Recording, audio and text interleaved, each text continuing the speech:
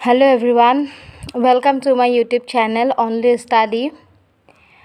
আজি মই তোমালোকৰ লগত ক্লাছ 10ৰ জিঅ'গ্ৰাফি প্ৰথম লেসনটো আৰম্ভ কৰিব ওলাইছো। কোৱেশ্চন আনসাৰবোৰ ডিসকাস কৰিম। প্ৰথম লেসনটোৰ নাম হৈছে অৰ্থনৈতিক ভূগোল, বিষয়বস্তু আৰু সম্পদ। ইয়াত মই তোমালোকক আধা কোৱেশ্চন আনসাৰ হে দিম। বাকি যিখিনি আছে হেতু মই নেক্সট ভিডিঅ'ত দিম। এতিয়া ভিডিঅ'টো আৰম্ভ কৰো। 1 নম্বৰ প্ৰশ্নটো হৈছে অৰ্থনৈতিক ভূগোল কাক বোলে? ইয়াৰ মূল বিষয়বস্তু কি? অৰ্থনৈতিক ভূগোলৰ প্ৰধান শাখাবোৰ উল্লেখ কৰা। উত্তৰ: ভূগোলৰ যি শাখাত সম্পদৰ উৎপাদন, বিতৰণ, উপভোগ আৰু বিনিময়ৰ লগত জড়িত মানুহৰ কাৰ্যকলাপ স্থান কাল সাপেক্ষে অধ্যয়ন কৰা হয় তাকে অৰ্থনৈতিক ভূগোল বোলে।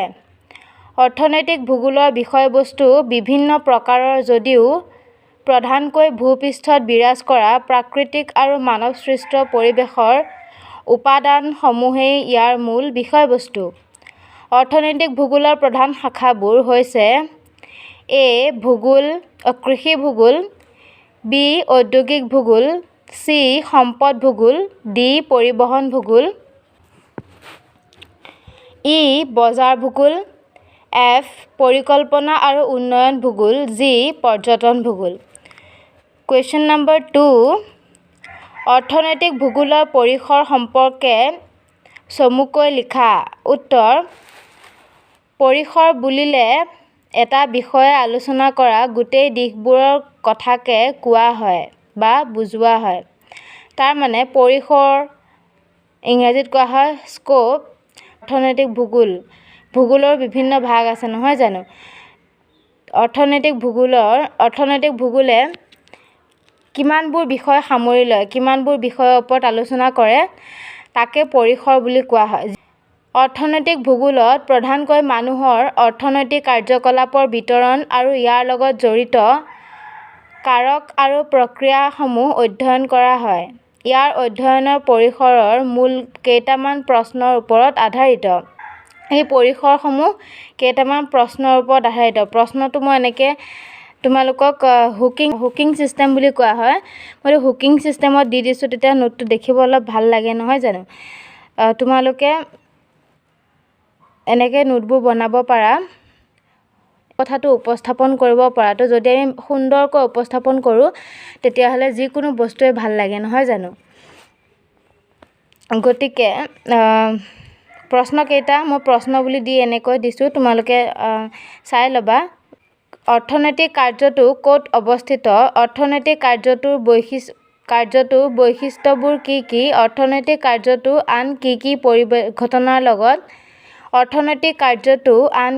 পৰিঘটনাৰ লগত জড়িত?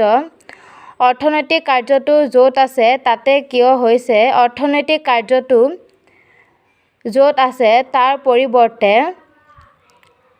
আন এঠাইত হ'লে বেছি ভাল হ'লহেঁতেন নেকি? এইকেইটা হৈছে অৰ্থনৈতিক ভূগোলত সম্পদ আৰু মানুহৰ কাম-কাজ আদিৰ লগত জড়িত এনেধৰণৰ সকলোবোৰ কথা আলোচনা কৰা হয়। আনহাতে কিছুমান ভূগোলবিদৰ মতে আকৌ অৰ্থনৈতিক ভূগোল বিশেষকৈ উৎপাদনক্ষম বৃত্তি আৰু কাৰ্যকলাপ অধ্যয়নৰ লগত জড়িত আৰু লগতে কিছুমান অঞ্চল কিয় উৎপাদনত আগবঢ়া আৰু কিছুমান কিয় আমদানি আৰু ব্যৱসায় বাণিজ্যত আগবঢ়া আদি প্ৰশ্নৰ উত্তৰ উদ্ঘাটনত সহায় কৰে। মুঠৰ ওপৰত অৰ্থনৈতিক ভূগোলে মানুহক উৎপাদনক্ষম কাৰ্যবোৰ আৰু পাৰিৱেশিক অৱস্থাৰ লগত এইবোৰৰ সম্পৰ্কে অধ্যয়ন কৰে। কুৱেশ্যন নম্বৰ 5, মানুহৰ অৰ্থনৈতিক বৃত্তি বুলিলে কি বুজা? এনে অৰ্থনৈতিক বৃত্তিবোৰ কি কি? মানুহে যি বৃত্তি বা উৎপাদনক্ষম কাৰ্য কৰি জীৱন নিৰ্বাহ কৰে তাকে অৰ্থনৈতিক বৃত্তি বোলে। অৰ্থনৈতিক বৃত্তি হ'ব লাগিছিল, মই অৰ্থনৈতিক ভূগোল লিখি দিলোঁ, চৰি। তোমালোকে এইটো বৃত্তি কৰি ল'বা। 1 নম্বৰ প্ৰাথমিক বৃত্তি, যি কাৰ্যৰ দ্বাৰা মানুহে প্ৰকৃতিৰ পৰা সম্পদ আহৰণ কৰে তাকে প্ৰাথমিক বৃত্তি বোলা হয়। যেনে কৃষি কাৰ্য, মাছ ধৰা কাৰ্য, বনজ সম্পদ আহৰণ, খনিজ সম্পদ আহৰণ ইত্যাদি। 2 নম্বৰ দ্বিতীয়ক বৃত্তি, যি কাৰ্যৰ দ্বাৰা মানুহে প্ৰকৃতিৰ পৰা আহৰণ কৰা বিভিন্ন দ্ৰব্য নানান প্ৰযুক্তিৰ জৰিয়তে মানুহৰ ব্যৱহাৰৰ উপযোগী কৰি তোলা হয়, তাকে দ্বিতীয়ক বৃত্তি বোলে। যেনে শিল্প উৎপাদন প্ৰক্ৰিয়া, বিভিন্ন নিৰ্মাণ তথা পুনৰ নিৰ্মাণ কাৰ্য ইত্যাদি। তৃতীয়ক বৃত্তি, যি কাৰ্যৰ দ্বাৰা প্ৰাথমিক আৰু